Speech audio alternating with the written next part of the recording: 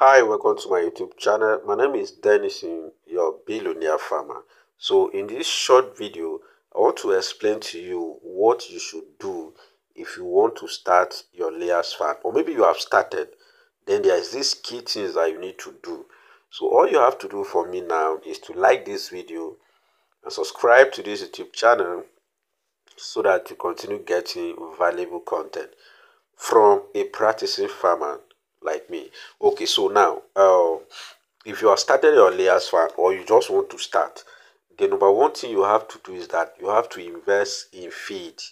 You have to invest in feed. I have seen this mistake many beginner farmers do, is that they start without making sufficient reserve for feed. What I mean by this is that, for example, the layers you're seeing here, we have 3,000 plus here.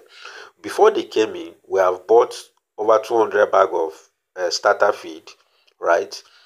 And we have budgeted for corn. We bought the corn.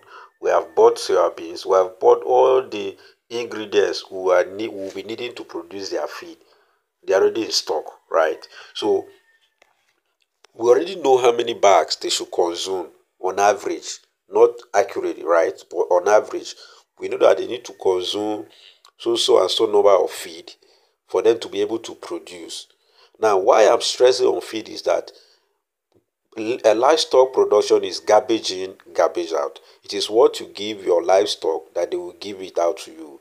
So with layers, for example, if you're feeding your layers well, there's a specific or an average required number of body weight that they should obtain for them to be able to lay eggs, at least for them to be able to lay eggs long enough, right? So if your birds are not properly fed, they might start laying late, right? And they will stop early,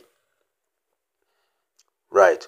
They will stop laying at the wrong time, of which normally they're supposed to lay for at least 1 year. When they start laying, they should lay for like 1 year. But because of lack of feed from the one, when they were small, you didn't check their body weight. There's a required measurement for body weight. Okay, at week 4, we should have at least let's say 200 grams or 400 grams at week at, let me say, month 3. We need to have, just like there's a requirement, right? But I'm not making video on that yet. But I just want you to understand that you have to budget a good amount of money for feed. Save that money separate.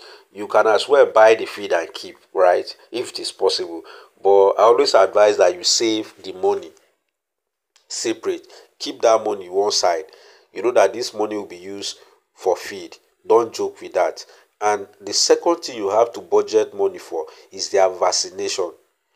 Their vaccination, not just drugs, right? Because I'm against people that just give their best drugs every day. They don't need drugs every day. I don't give my layers drugs every day, except recommend by my vet doctor, and I also see need for. So when you're buying your best, all these ones, there are things that you can know. Okay, 3,000 birds, what are the vaccination that you need to give? At least we have nothing less than 13 vaccines that you need to give these birds. So all the vaccines, they have price. We have 1,000 dose, we have 3,000 dose, and they have prices. You can check average price and make the budget for it. Save the money for Lasuto vaccine, save money for Gomboro, save money for Marex, save money for all the vaccination. Just save money for them. At least this one, you know them. We're not talking of maybe an emergency that may come. Okay, you have a Newcastle disease on the farm, then you are required to buy drugs. Of course, that one you might not be able to know how much you will need. But for vaccination, you will know how much you need before starting. If you're doing 10,000 layers, you know how much vaccine you need. You know how many dosage you need, and you budget that money. I'm against people who go into poultry business without a business plan. It is very bad. The reason why I say it is not because I am here to write a business plan for you, right? But it helps you to plan. For example, if you are to seek for fund, you meet your investor, you are not assuming, and they will not give you money, so that at the end of the day you are disappointed because the money will now short. If you're needing 10 million naira, you should be able to explain in details to a potential investor what that 10 million can do to your farm, how you're going to spend on drugs, how much you're spending on staff, how much you're spending on feed, how many bag of feed you're going to use, right? So these key things, don't joke, they are just two, but very important. Budget enough money for feeding. Make sure the feed, the arrangement has been made. And then also understand their vaccination, budget money for that, so that you will not be short of fund when the project is ongoing.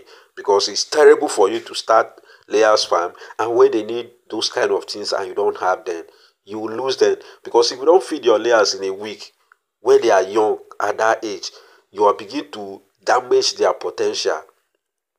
You'll begin to damage their potential. So, like, that is what I have to say in this short video. And you can see here, today is vaccination. You can see that we're giving the best vaccine. We're giving the best vaccine today. We have budgeted money for that already. So it is not a shock. It's not something that just wake up and come. So these are some of the important things I decided to share with you today on this channel.